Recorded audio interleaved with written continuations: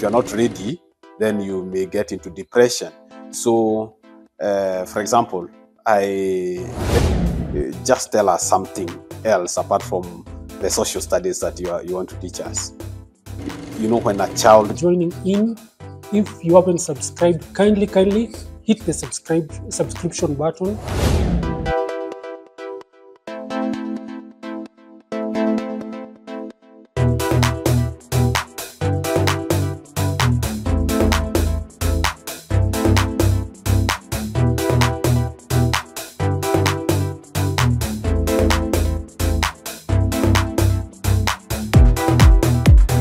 From the streets of Africa to the screens of the world, I'm your host, OJ Mwenyewe, and the show is called Envila Show. Karibu. So today we have a very special guest. He's going to introduce himself, then we'll dive into it. Karibu. Thank you very much. Good morning, good afternoon, good evening. I'm Mbugua Kamau. I come from this area, Nairobi. I'm the chairman, the Water Forest family. I'm also the chairman, Kenya Visually Impaired Teachers Association. I am a father, a husband, and I also wear different hats. So we have gotten to know our guest. Now, before even we go further, there's this, when I was reading your bio and all that, Mwalimu, allow me to call you Mwalimu. Yes, no problem. Okay. When I was going through your bio and all that, there's this thing that struck me. You having the honor of receiving the King and Queen of England. Tell us about it, as in the King and Queen of England. How did it happen? What were you doing? Tell us about that. Thank you very much. Let me make a collection, kidogo. It was the King and Queen of Netherlands. Netherlands, okay. Yes, they came to visit our forests. I have said I do matters environment. I do conserve forests. We conserve a forest called the Water Forest family. We have a CBO, community-based organization called the Water Forest family, of which I'm the chairman. And from our works and what we are doing in that forest, we are able to attract the embassy of the Netherlands, who came in the forest and they saw what we are doing. And when the Netherlands king was here around, of course, they have to make him happy, take them around the country, and of course, to plant a tree because of conservation. And of course, I'm happy they chose the Water Forest family to come and host them, and they planted a tree in our midst, and we felt nice. It's nice, feeling good, and welcoming such a great person in what you are doing.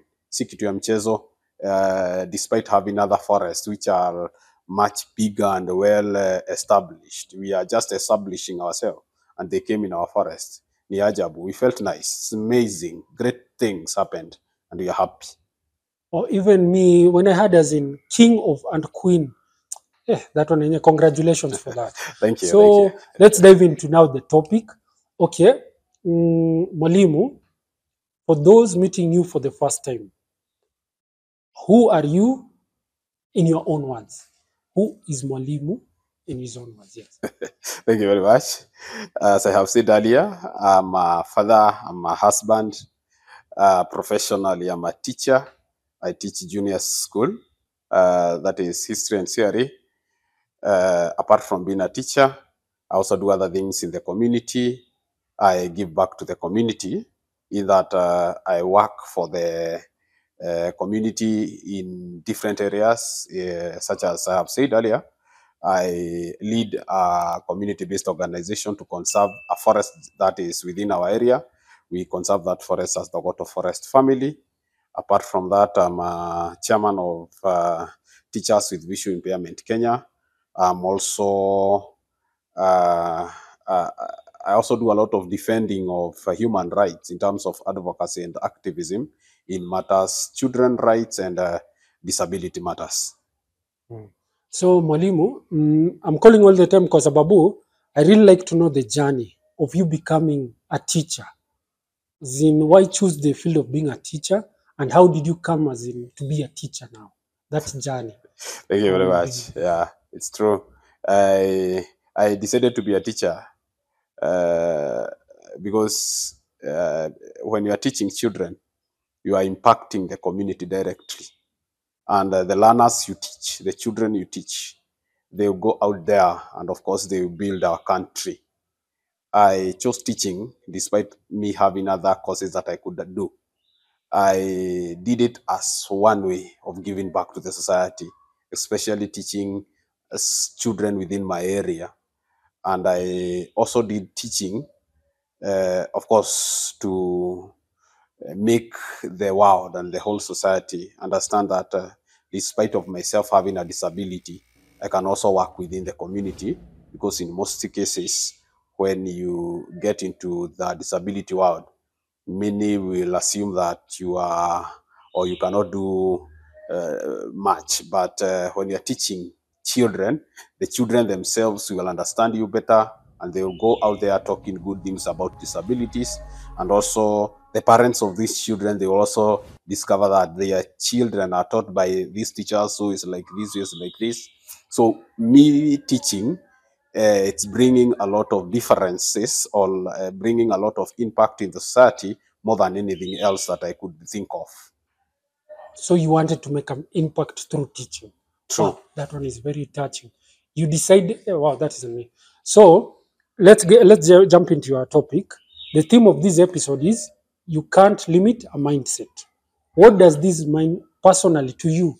Because somebody might, it's just like that. You can't limit a mindset. But now, personally to you, how do you reflect on this issue? Limiting a mindset. Yes, it is difficult to limit a mindset. And when one has decided to engage into different activities, or has decided to do other things in the society, maybe your child want to do a certain course, or you yourself, you want to do something that many people maybe never thought you can do.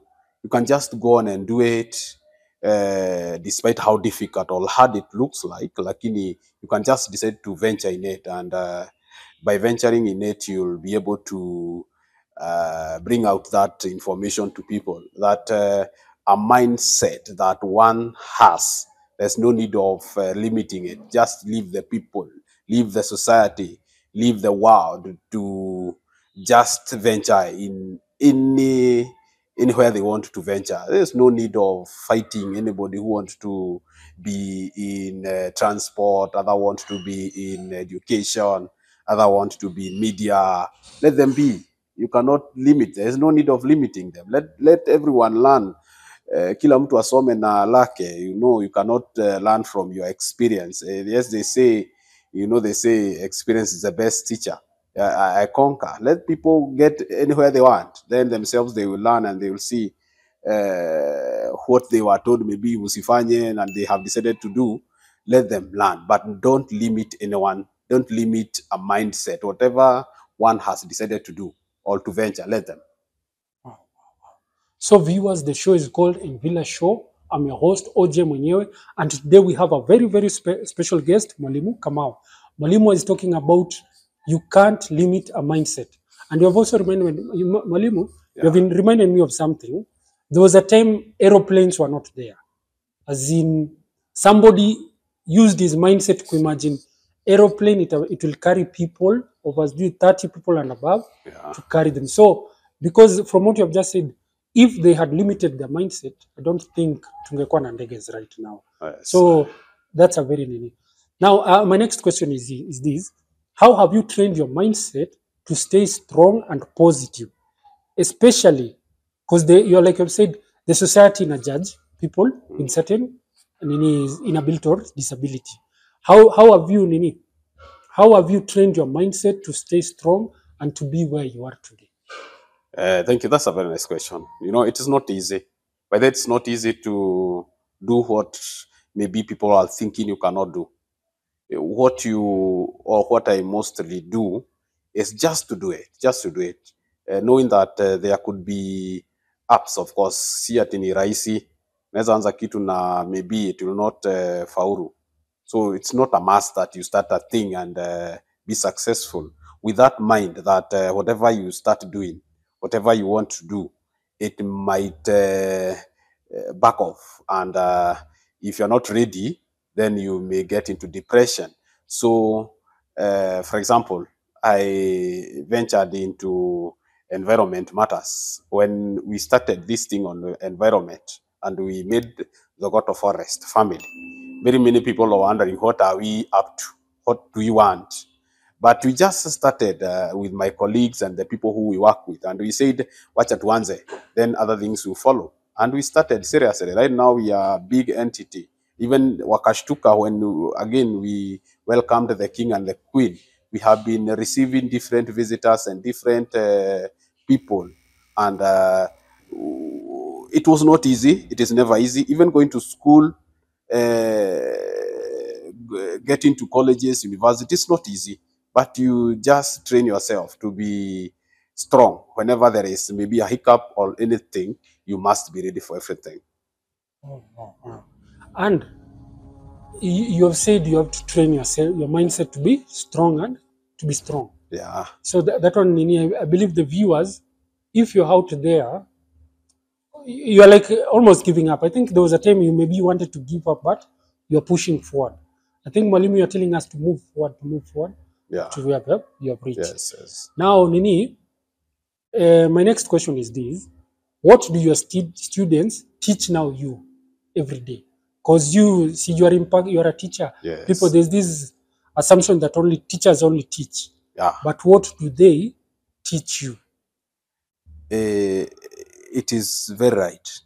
You know, a teacher is not a robot. A teacher is not a machine. A teacher is not an AI that he or she knows everything. We learn from even these young boys and girls. Every day they come in the morning, they come with a lot of issues from the society back at home. They come and tell you, for example, Jana, we didn't eat. Jana, my father and mother were fighting. Yesterday, this and this happened. Landlord, walifunga nyumba kwetu. You have to learn. You learn these things, that the society is not that easy. You may think that you are the one who is having a lot of issues. Little did you know that the other people, kuna watu wengi sana wanapitia vitu ngumu sana. So learners and these boys and girls, again, they come with all this stress and depression in school. But by the time it is 9 in the morning, they are in the field playing. They even don't remember whatever they went through at night or whatever is at home. Hawakumbukangi. Children teaches me a lot. They teach me to just forget what is past and move on. When they also teach me that whatever is happening at their homes is not other people's business. You know, some of us as adults, tunabeba mizigo ya kwetu, tunaletea watu in the community, yet shida zako we na bibi yako ni zako. You don't carry your burdens to us. Children don't carry burdens from their homes. They come in school, yes, they will come hungry, but they will share whatever they have. Children share what they have. Yo chakula kidogo yo, they will share.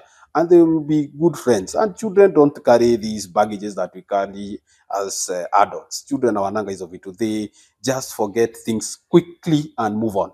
I learn a lot from these children, and this has created me and made me to be stronger the way I'm strong, because I believe I'm strong. Oh, I really like that, Nini. Children forget, and also we grown-ups, let's call ourselves grown-ups. Yes. We should learn from children, basically. True. We should learn. So, what's one moment in the classroom that deeply moved you or affirmed your purpose? Can you take us back?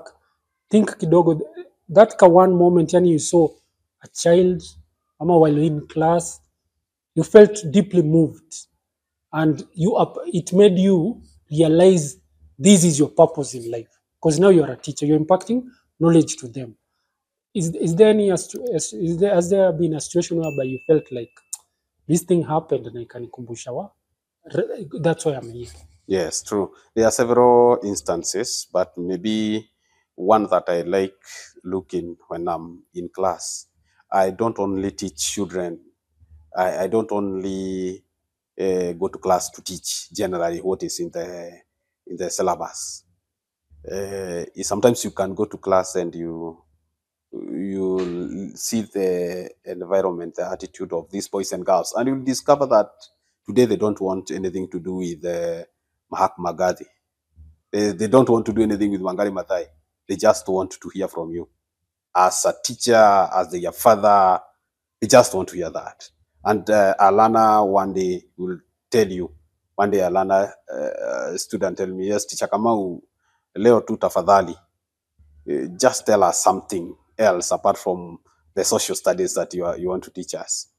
You know, when a child gets that courage to tell you such a thing, you feel nice, because this child has discovered, or these students have discovered, apart from what I'm supposed to teach them, I as a teacher, I have other things that I can tell them. Maybe it will help them in their lives as they continue growing. So learners will come in and ask you not only a question related to curriculum, but other things, and I feel nice when I'm answering these questions. I think generally those are some of the things that makes me to feel like I want to be a teacher. In fact, I had planned to be a teacher for only 5 years. This is my 12th year. I just decided, let me continue until the time that I feel it's now enough. But 5 years were not enough for me to have maybe impacted as many children as possible. Wow. Mwalimu Kamau has been a teacher for 12 years and Yes, above. 12 years, yeah.